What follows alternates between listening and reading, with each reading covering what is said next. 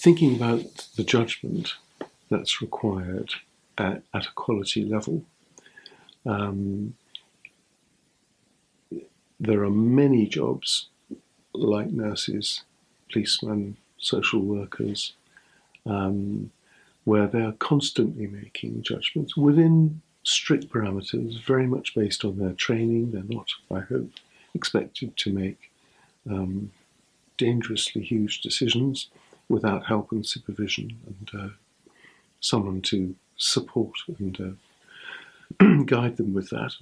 But then they are nonetheless making on-the-spot decisions of great importance and having to use judgment about what action to take. I think in a manufacturing context, what we found exciting when we introduced lean manufacture of Japanese philosophy, Kaizen, continuous improvement, and other concepts of lean manufacture, efficient manufacture.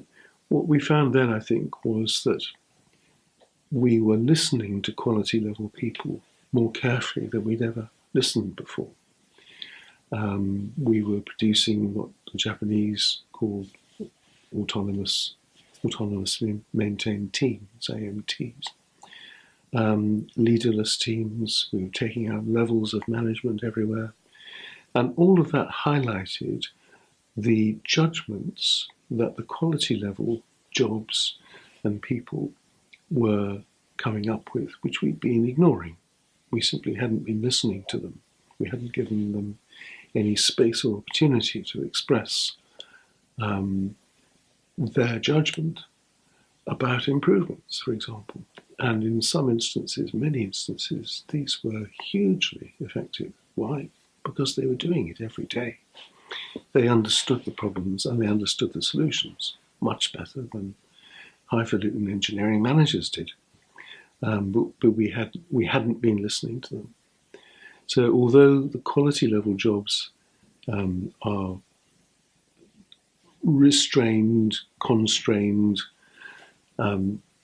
within particular parameters, there is still room for judgment within these jobs. So, a security guard, a receptionist who comes across someone who has a big problem, who is very aggressive, who is very ill, or some completely unexpected thing that isn't in the manual, if they are effective in that quality level job, they will be having to make judgments very quickly, with great skill and perception in many instances at that level.